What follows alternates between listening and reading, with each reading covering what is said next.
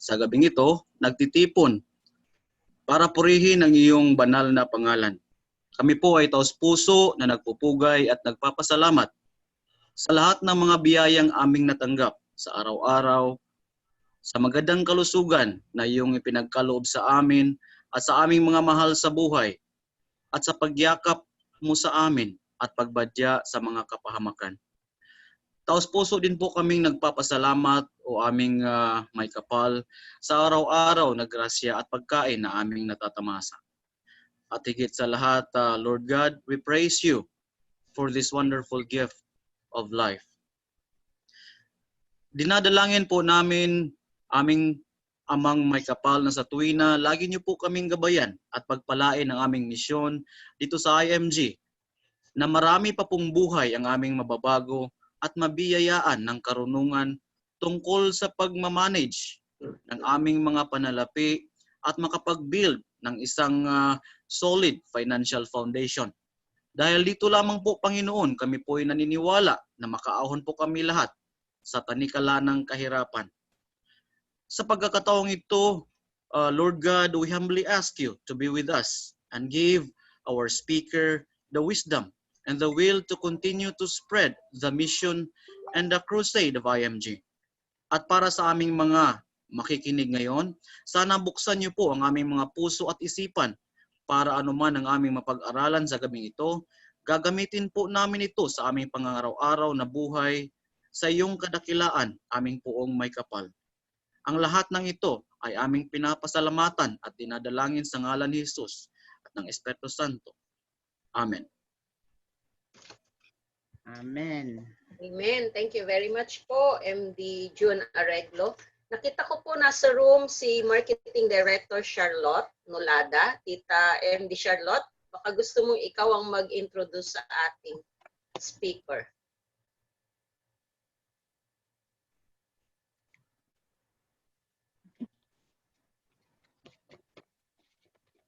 Tita MD Charlotte. Naka-duty ba Tita SMDC, Tita MD?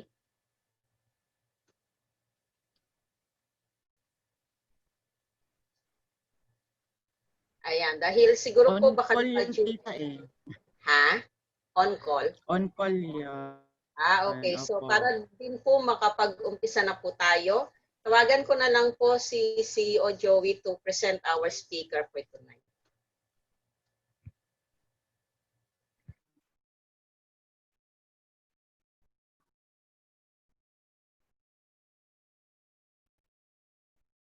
Tito Tess. At para sa gabing ito, ang ating speaker ay pinili natin dahil hindi lamang sa passion niyang magturo, passion niyang baguhin ang buhay ng mga tao na kakailangan mag-prepare at maghanda. Passion niya na magkaroon ng impact sa mga taong mahal at she cares. Kaya ang lahat ng pagkakataon, kahit na busy, kahit na on-call, kapag kailangang magturo, walang sinasanto ang ating frontliner. Di ba? Kailangan palaging nandiyan. At sa pagkakataong ito, ay i-share niya sa atin yung pinakamalapit sa kanya. Paano nga ba magkaroon ng healthcare protection? Kapag ikaw ba nurse na katulad niya, protektado ka na sa mga sakit-sakit at madali na magpa-hospital. Mga iyan ikikwento niya sa atin para mas maintindihan natin. Ang aking tinutukoy ay ang ating very sought after speaker ng D1 family. Isang very influential woman, hindi lamang sa Saudi Arabia kundi sa GCC. Very kind-hearted also sapagkat marami siyang tinutulungan ng mga charities. Pero ngayong gabi, ang charity niya, ituruan niya tayo ang ating next CEO and Green Jacket. Pero sa ngayon, Senior Marketing Director muna siya. Let us welcome our speaker, Senior Marketing Director, Cheryll De Guzman Mortela. Thank you, Tita Joey. Parang na-challenge ako doon sa next CEO Green Jacket. All right, everyone. Good evening po. At salamat sa pagstay at pag-attend nitong ating session ngayon na all about Kaiser po. So, kanina sa ating MO, dinidiscuss po ang solid financial foundation at during sa Q&A, nasabi na ng previous speaker na sa isang kapartner natin na product, almost lahat ng kailangan mo in building a solid financial foundation ay covered na dito sa Kaiser. So, nakita niyo po sa inyong harap, hindi po ako yan ha, si Sharon Coneta po yan. Okay. So, bakit kaya tinaya ni Sharon ang kanyang pagiging megastar dito sa Kaiser? Kasi siya din po dumaan sa isang pagsubok ng isang mahal sa buhay ay nagkaroon ng matinding karamdaman at extended na hospitalization. At dahil most of her investment ay nakalagay po sa mga real estate, mahirap po yan gawin agad magiging liquid. Buti na lang at nandyan ang anak na si Casey na tumulong sa kanya. Now, just like Sharon, dumaan din po ako sa ganyang extended na hospitalization. Year 2018 po, noong at the final stage sa cancer ng aking ama, more than a year po siyang na-admit. In that, dahil walang healthcare, umaasa lang po sa PhilHealth. Lahat po ng pinag-ipunan namin, lahat ng naipundar namin ay naubos po. Hanggang sa dumating sa point na even lahat ng alahas ko na sanla ko or nakapag-loan ako. Masakit na marinig galing sa iyong ama, maiyak ako, no? Na sabihin niyang, wag na lang siyang i-admit. Bakit? Dahil ayaw niyang makita ako na ginawa niyang nurse pero mabaon sa utang. So kahit ano po ang pag-ready natin, kung isang sakit lang po na matindi, iyon po ay pwedeng makabankrupt sa atin. So ito ang isang produkto na naging kapartner natin dito sa IMG. Sabi nga, sa buhay, ini-spell po yan, L-I-F-E. Where ang sa gitna po is namumulang if. So ano yung mga if sa buhay nyo? If I die too soon or if I live too long. Now sabi nga, wala naman sa control wala nating control kung gaano lang tayo, hanggang kailan lang tayo magstay sa mundong ito. But if we die too soon, tapos tayo po ang breadwinner, sagot po yan ng life insurance kasi magiging instant replacement po siya sa ating income. Now, if I live too long, kasi every birthday, naghihingi naman talaga tayo na, Lord, extend my life. Lord, give me more years to celebrate. Ang sagot po natin dyan, para hindi tayo magiging pabigat sa mga anak natin, is our investment and long-term care. Kasi nga daw po, pag tumanda na tayo, dapat pinag-agaw-agawan tayo. Hindi tayo pinagpasapasahan. Okay, so, kanina, building a solid financial foundation where ang importante po is our health care. Tapos life insurance, debt management, emergency fund, and investments. At dahil lahat ito, kailangan natin ng pera, of course, unahin natin mag-increase ng cash flow. Pero sa Kaiser alone po, sagot na po niya ang iyong health care, ang iyong life insurance, at ang iyong investment. So, yun na lang debt management at emergency fund ang iyong gagawin para makapag-umpisa ka sa pag-build ng iyong solid financial foundation. Sabi nga, ito po ay tinatawag natin na 7 plus 13 or 720. Hindi po 711 ha. Okay. 7 plus 13 because 7 years to pay years of waiting para maano ang ating maturity. So, isang produkto lang po na kapartner natin dito sa IMG. Sagot na po ang ating insurance where it will cover life and accident to protect our family if we die too soon. Mayroon na pong healthcare na may long term. Kasi po yun po ang importante sa healthcare, yung pang long term. It will protect ourselves if we live too long. At tapos, mayroon na po siyang investments na nailagay po sa mutual funds. That it is you are letting your money work for you. Kung baga sa atin, 3-in-1 na siya. So hindi lang pala pang kape ang 3-in-1, pang financial din pala natin sa ating buhay. Right. So, gising pa ba kayo? Of course, nakarinig kayo 3-in-1 eh. So Kaiser now is the first name in healthcare far more than an HMO. Bakit po? Kasi po, even ang ating Senate, House of Representatives, Supreme Court, at Department of Agrarian Reform, ito po ang trusted name. Of course, trusted din ng mga ka-IMG. Si Kaiser po, registered po siya sa SEC as a healthcare provider na ang capital stock po niya noong inumpisahan is already 160 million. At recognized din po siya ng DOH as an HMO or Health Maintenance Organization. Tapos po, accredited po siya ng Insurance Commission. So legality-wise, of course, trusted na talaga kung lahat ng ito ay kinumply ni Kaiser. Okay. So our President and Medical Director is Dr. Leia Yulo. Siya din po ay sa UST. Pero what I heard most recently is that consultant na siya because it's already Sir Bart who is the president. Now, ang discussion natin today will be having 3 outlines. First, we will discuss the accumulation period, which is from the 1st to 7 years that you are paying.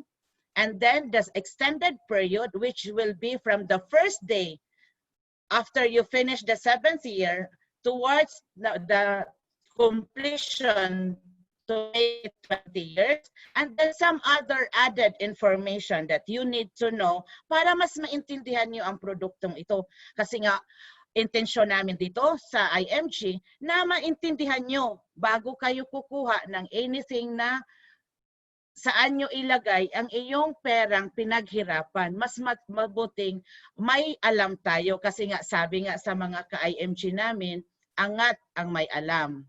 Alright. So, for example lang po, for this illustration, sabihin na lang natin na ang kinuha nyong plan is K100. Sa K100 po, ang annual contribution po natin is 58,821.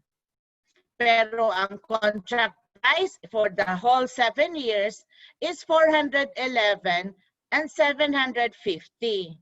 Now, sa accumulation period or the paying period, which is the 1st to 7 years, yun po ang tinatawag natin na accumulation period. Kasi from the first day to 20th, extended period na po yan. Now sa K100, meron po tayong, sa any Kaiser plan ninyo, meron po tayong options to pay. Pwede pong monthly, where kung K100 nga, it's 5,882. Pero kung i-multiply mo po yan ng 12 months, lalabas po ang buong kontrata na 70,584. So ang laking tipid mo kung magbabayad ka lang ng 58,821 sa kung pipiliin nyo po is annual. Now, pwede din po semi-annual, ang babayaran nyo po ay 31,764. Pwede din po quarterly, na 17,058, pwede din po spot cash, where kung ang total na babayaran natin, kung mag-monthly man tayo, aabot po siya ng 494. Pero kung mag-annual, nakapagtipid po tayo at nag-end na lang siya ng 411. Pero sa spot cash, meron po tayong almost 125,000 na naging savings. So, ano ngayon ang mangyayari sa accumulation period? During the accumulation period, mayroon po tayong libreng annual exam. So kasama po diyan ang limang basic when it comes to annual physical exam. So first is the physical exam plus the fecalysis, urinalysis, and chest x-ray. Now, kung lagpas na po tayo ng 35, kasama na po sa mga at natin ang ECG, at sa babae po, meron na din pong additional na pap smear.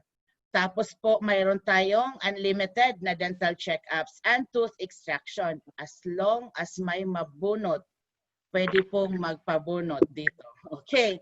Plus oral prophylaxis. Of course, there is the temporary fillings, recementation of jacket, crowns, onlays, and inlays. Tapos po, dito po, inpatient pa lang tayo. Kaya ang mga accredited na physician's fee, specialist fee, kasama din po ang surgeon or anesthesiologist. At mayroon na din po tayo kung mayroon sa operating room or gagamit tayo ng ICU. Dito po, mayroon tayo more than 800 na accredited hospitals na accredited po ang Kaiser. Tapos po, ang annual benefit limit, just for example, K100 po tayo. Ang annual benefit limit natin on the first 7 years, but it's annual, ha? So every year will be 60,000. So dito isipin natin kung higher ang ating plan, mas higher din po ang ating maging annual benefit limit, of course. Dito din po, mayroon na po tayong term insurance na we are covered during the 20 years na tayo sa Kaiser, partner tayo or our partner is valid. And until the age of 70, as long as hindi natin terminate ang contract natin with Kaiser. Of course, hindi naman natin ang buhay natin kung hanggang kailan lang tayo or kung anong mangyari sa atin. Kung mayroon man pong accidental death and dismemberment, mabibigyan din po tayo ng double. Kung ang cost ng death natin is accident, ang ating term insurance po ang ibibigay ni Kaiser sa ating mahal sa buhay is dinodoble po nila. Just in case kung K100, meron tayong 450,000 na life insurance dyan. Now, kung accident, magiging 900 po siya. Now, what if there is dismemberment at you lose both of your hands? 100% po ang ibigay. For example, kung isa lang, of course, 50% lang. Kung both feet, 100%. Kung mayroon pong one hand, but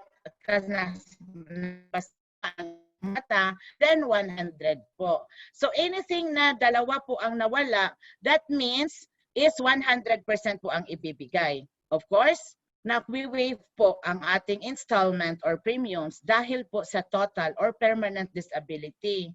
Dahil po kung na-aksidente tayo nito, pero hindi naman namatay, pero hindi ka na makapag-work, ang remaining po na dapat bayaran natin until sa 7th year ng ating contribution is already waived po. So fully paid na ang policy ninyo. Antayin na lang ang kanyang maturity, which is 20 years. Tapos, kung nangyari nga at hindi pa tapos ang bayaran ng iyong policy, pero nag-back to the Lord na tayo, inano din po, na-waive na din po siya, i-debit na lang, or i-minus sa ang ibigay na amount during sa, for example, ako namatay at instead na 7 years, at this time 5 years pa lang ang nabayaran ko, ang aking policy ililipat sa aking first beneficiary, totally paid na po siya. Pero dahil 5 years pa lang ako, may 2 years pa akong babayaran, i-deduct po ito doon sa ibigay nilang cash sa aking term insurance. Kaya po ang credit life. Meron din po tayong family assistance. This will be further discussed po during doon sa ating third portion ng discussion. And also, in summary, ganito po ang mangyayari sa first 7 years. Meron po tayong annual physical exam. Now, for abroad, we have the privilege na dahil hindi naman tayo umuwi lagi sa Pilipinas, pwede na po tayong mag-avail as long as active ang ating policy kahit hindi pa tayo bayad sa buong taon, pwede na po tayong mag-avail sa ating annual physical exam, dental health benefits. Tapos inpatient pa lang po tayo, kasama na po doon ang ating room and board na ma-avail natin, kasama na doon sa annual benefit limit na magastos natin. Tapos nga may waiver siya when it comes to installment for due to disability or due to death. Tapos may term insurance tayo, may accidental death and dismemberment, as well as family assistance. So napakaganda po talaga ang ino-offer ni Kaiser. No wonder siya po ang #1 when it comes to healthcare. During the extended period, which will be from 8th year and 20th to 20th year, dito po may visa card na po tayong naka-issue. By the way, in the first 7 years po, kung dahil ma-issuehan po tayo ng policy, magkaroon tayo ng ating OPMS na lahat po ng mga nasa policy natin, nasa sariling portal po natin. Mayroon po tayo doong ma-generate na ID. Tapos po, kung nag-monthly ka, every month, mag-change ang expiration date ng ID mo. Pero pag natapos na iyon, ang ibigay na po sa atin is Visa card, where ilalagay na po nila doon ang ating kinikita. Dahil nga sabi ni Ma'am Joanna kanina, na kung hindi natin siya nagalaw on the first 7 years, magiging investment natin siya. So, balikan natin ang ng plan 100 na example natin kanina. Sabi nga natin, ito yung extended period from 8 to the 20th year where meron na po tayong yearly healthcare hospital benefit. 10% po ng ating plan ay magkaroon ng benefit value earned starting at the end of the accumulation period and every year thereafter until magdating tayo matapos natin sa 20th year. Now sa K100, ang 10% po ng 100,000 if of course is 10,000 is 10,000. So every year binibigyan niya tayo ng 10,000. So on the 8th year, may 10,000. 9th year, may 10,000. 10th year, may 10,000. And so on and so forth. Now, dahil ito din ay nagkaroon ng interest. Dahil mayroon na tayo ditong accumulated health benefit. Kung saan, kung during sa 8th year, may 10,000 tayo, mayroon din siyang accumulated health benefit. So, magkaroon na siya ng 10%, like for example, dito 8 pala 10,000. With the 10% po, meron po siyang 1,000 na increase. Kaya on the 9th, makita mo kung si 10 plus 10 magiging 20, pero may tubo na ito na 1,000, magiging 21 na siya. Tapos idagdag natin si 10, magiging 31 dapat. Pero dahil may interest siya, nangyari, nagiging 33,100 na siya. So it will accumulate until darating tayo sa amount na 269 20th year. Now, meron din po tayong additional yearly healthcare hospital benefit. It is a benefit other than yung yearly healthcare benefit limit. And then dito po is mag-accumulate siya and every year thereafter hanggang sa 20th year sa kontrata natin. At dito, ang ini-invest ni Kaiser is mag-earnings na dapat is 6% per annum. For example, kung ang yearly health benefits natin sa K100 is 32,981. Tapos on the 9th year, mag-add siya ng almost more than 11,000. Then on the 10th year, mag-add siya more around 12,100. Tapos mag-accumulate siya na mag-add up siya hanggang sa 20th year, mayroon na tayong mag-accumulate na healthcare bonus, which will be sa 8th year natin, yung 10,000 natin plus yung 32, ito na yung magiging sa 8th year, ito muna ang ating total nito, ang magiging natin, annual benefit limit kung ma-hospital po tayo ha. Kasi we are only using ang kinita na po ng pera natin. Tapos on the 9th year, si 10,000 at si 11, si 11, magiging 48 na siya, then magiging 64. So, pero meron pa po siya kasing long-term care benefit value. So, kung ma-admit tayo upon maturity, ito na po ang kikitain natin. So, ito na po ang mga nagiging rollover ng pera natin as nagtagal ang ating iniwang pera kay Kaiser. So, i-keep niyo po sa mind itong mga figure na ito because at the end of the 20th year, ito po ang magiging breakdown ng total na makuha natin.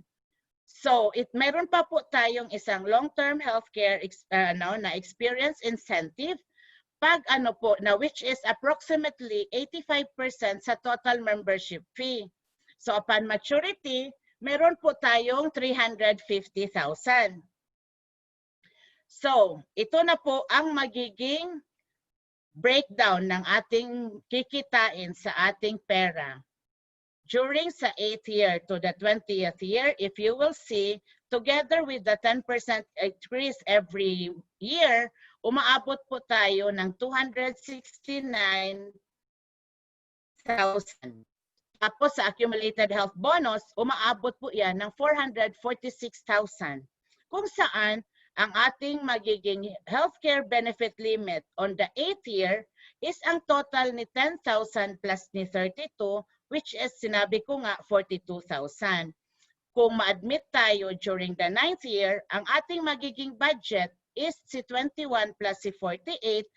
Ang annual benefit limit natin at this time is 69,000. On the 10th year, kung dito tayo makagamit sa ating hospitalization, 33,100 plus 64, magiging 98,000 po siya. And so on and so forth. Kaya po, kung ito na sabi nga natin dahil empleyado pa tayo, mayroon naman tayong HMO na bigay ng ating employer, hindi talaga natin siya magagamit except kung nandun tayo sa Pilipinas at nagbakasyon tayo at inabutan tayo ng sakit doon. Pero kung hindi talaga natin siya nagalaw, magiging savings po natin siya. And after the 20th year nang mag-mature ang ating policy, ito po ang total na makukuha natin kung ang ating pong kinuha is K100. Magkaroon po tayo at the age of kung ang kumuha ng policy was 22, at the age of 42, meron na po siyang 1.1 million. O di ba napakalaking sana nalaman natin ito noong umpisa pa Now dahil ang ating policy holder kumuha ng batang-bata pa na 22 years old at nung nag-mature 42 pa lang siya, sabi niya, mayroon kang option. Pwede mo siyang i-withdraw ang entire maturity value. Pwede mo din pong i-withdraw a portion of the maturity value. Pwede mo din po i-retain ang maturity value ni Kaiser. Or pwede mong i-withdraw only the interest rate. So whatever yung of course, magmamatter po anong magiging changes sa policy ninyo. Now, sabi nung ating policy holder, Ma'am Che, pa naman ako, batang-bata pa, 42 pa lang. Iiwan ko muna kay Kaiser as aking savings ito. So, anong mangyari? So, Nag-retire siya at the age of 60. Binalikan niya ngayon, "O Kaiser, kumusta na ang aking iniwan na 1.1 million na hindi ko ginalaw noong nag-mature ang aking Kaiser policy?" Sabi ni Kaiser, "O sa extended mong iniwan dito, simula noong age 42 mo hanggang nag 60 years old ka, meron ka na ngayong 6.4 million.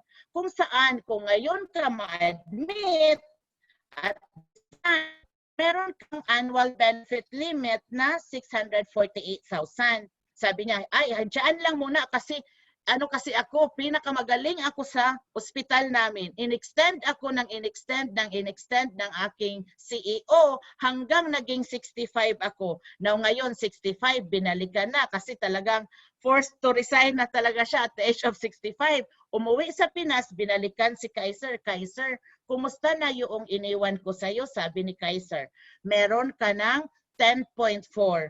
Kung ngayon ka ma-ospital, mayroon kang budget na 1 million. O, anong sabi nyo ngayon? Dito pa lang sa Kaiser, talagang solve na po ang ating savings. Now, last Saturday, meron po kaming isang workshop na inatinan. Sa lahat ng mga investments na present sa amin, alam ba ninyo na sa Kaiser lang na ang lahat po ng aspeto ay nagkaroon na po ng checkmark? There is safety in there, there is growth in there, there is life insurance, and there is healthcare. So total package po talaga kung ang main purpose nyo lang po is investment, then Kaiser will be your first and the best first level na investment na po. Now, dito sa extended period, dahil noong accumulation period, inpatient lang po, di ba? Hindi pa po allowed ang outpatient. Dito po, pwede na po inpatient and outpatient. Kasama na din po ang mga pre-existing illness.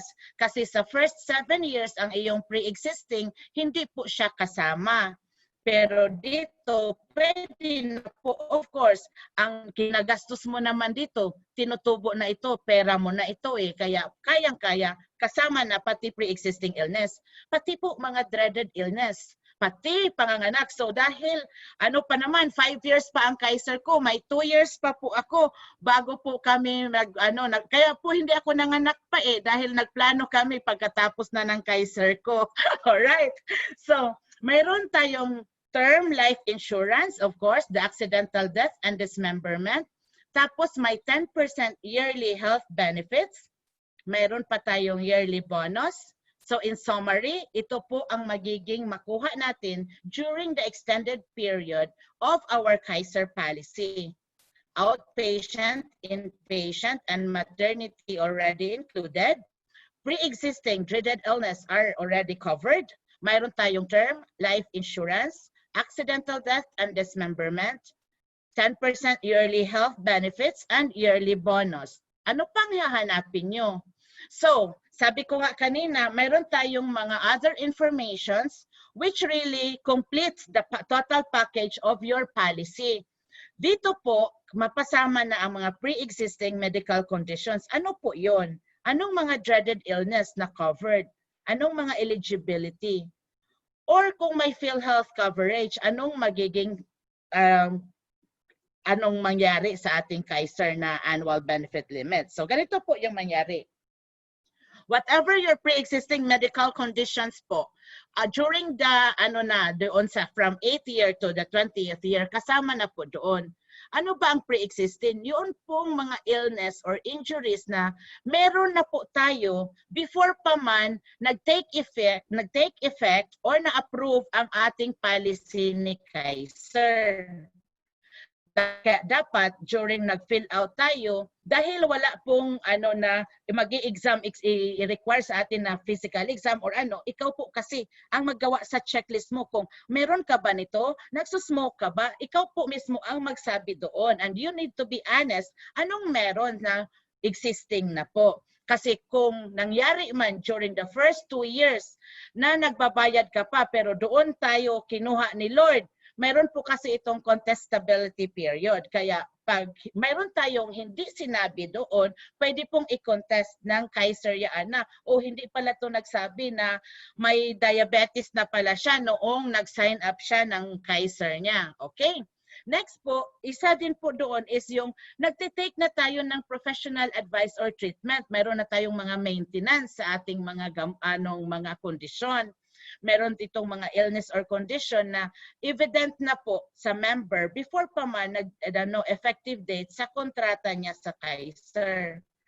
Sometimes because of the pathogenesis of the illness or condition that started, whether or not the member is aware of it. Okay? Kasi sometimes kasi tayo hindi natin nalalaman na high blood na pala ako hanggang nag-ano na lang tayo, nagdilim na ang paningin, umikot na ano at sumakit na ang bato kasi hindi naman tayo regularly talaga na nagpapa-check up kung wala tayong nararamdaman, di ba? Okay. So next would be, anong mga illnesses ang magiging covered na at that time? So isipin nyo lahat ng mga sakit. Nandyan ba sa harap ninyo? Oo. Kasi po, di ba, wala nang exception sa mga sakit na i-cover ni Kaiser during this extended period. So, may diabetes ba dyan? May cancer ba dyan? May stroke ba dyan? May mga kidney problems na ba dyan? So, covered na po. Next would be, anong mga dreaded illness? Of course, yung stroke, mga cerebrovascular diseases, yung mga natin, yung kung meron diyan mga lupus or whatever po. Kung matingnan nyo po, lahat po ng mayroong mga malignancies na ayaw nyo pong matingnan at dahil yan po ay magmimilyon-milyon kung magkasakit tayo, covered na po. Okay. Dito po, pwede na po natin, kung may mga anak man tayo na 10-year-old, pwede na po natin silang ikuhanan ng policy ng Kaiser. Kasi kung tingnan nyo po, from 10 to 40 years old, pwede pa po ng K45.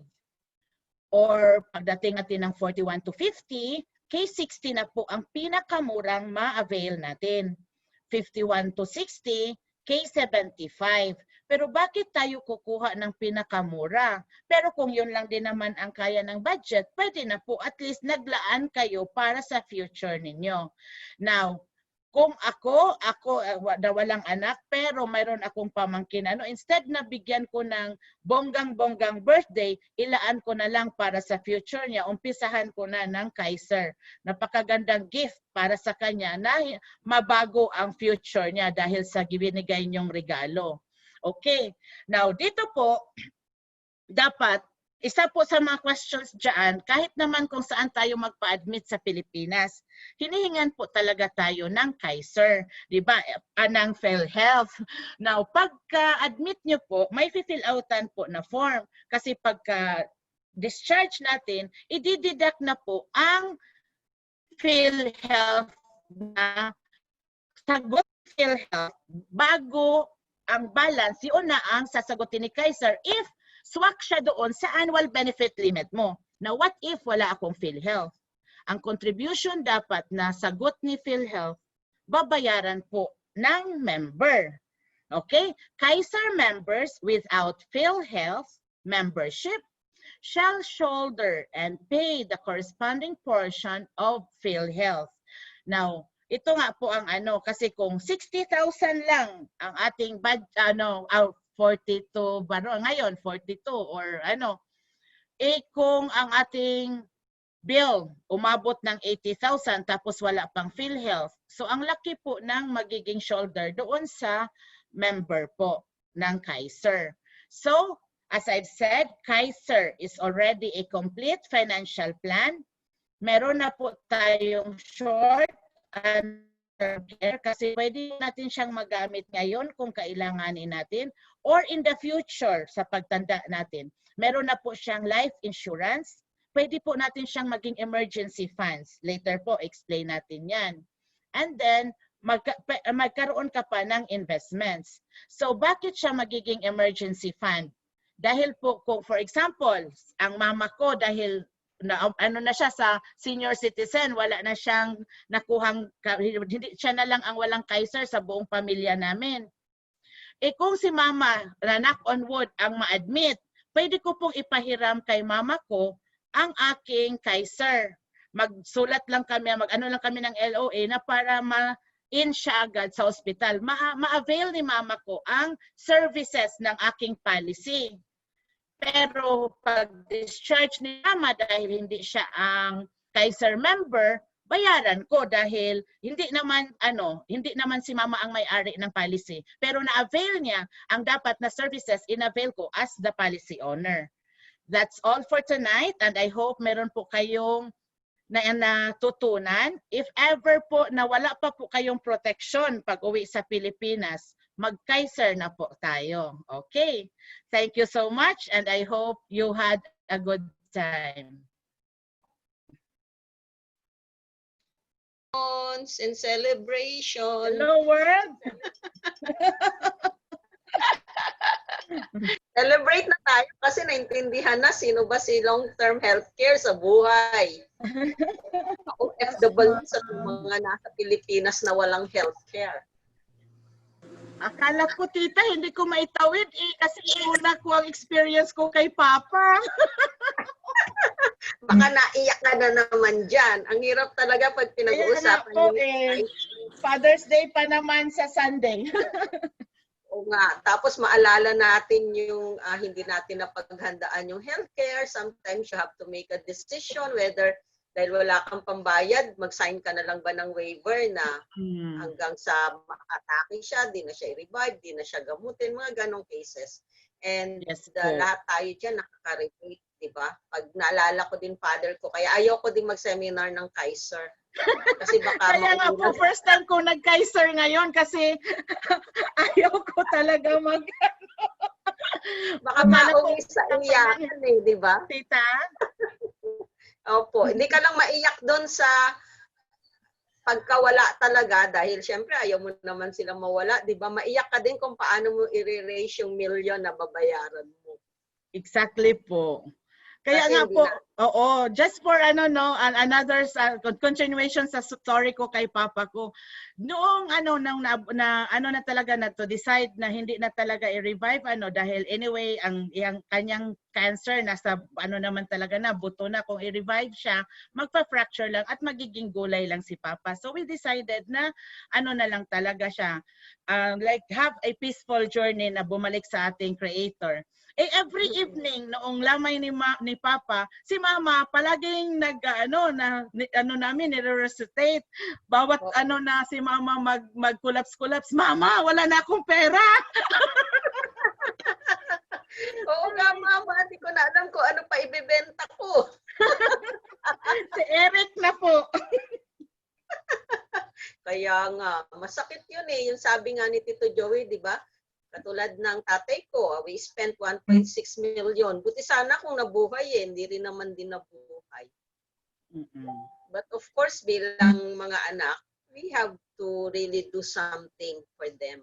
Yes po. Let's be the last generation sandwich. Kung hindi man ito nagawa ng parents natin, gawin po natin ito para sa ating hindi na po ang anak natin ang magdedesisyon nito. Kasi yun po ang si Papa mayroon siyang life insurance.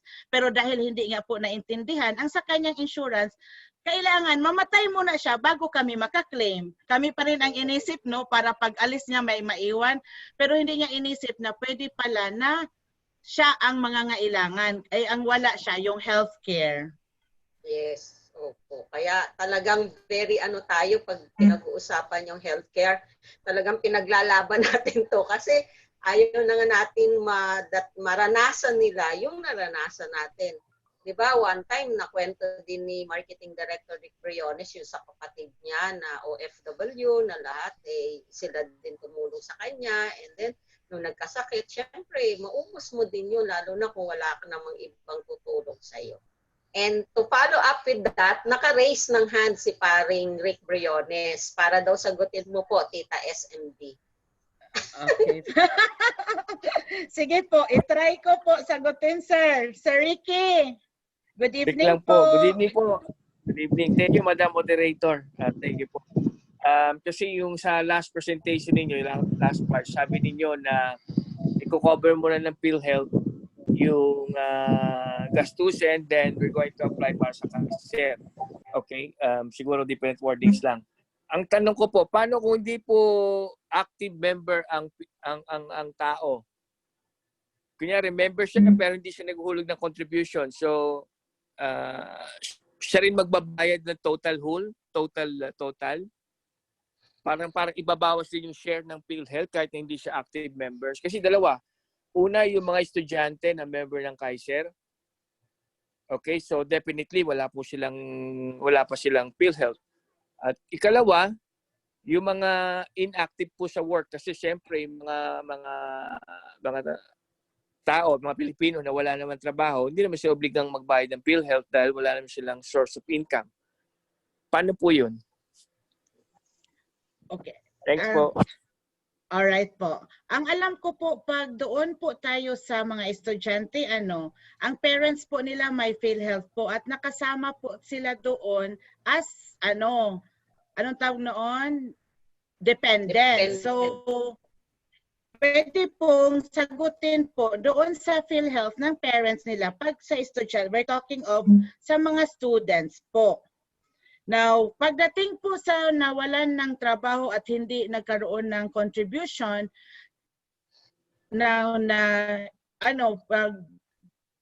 tita, paano ba? Kasi yung mga iba ay inactive na sa PhilHealth, lalo na ngayon na mandatory na napakalaki, hindi na sila nagpatuloy ng contribution. Ang alam ko, ang PhilHealth dapat hanggang 60 years old magbayad tayo.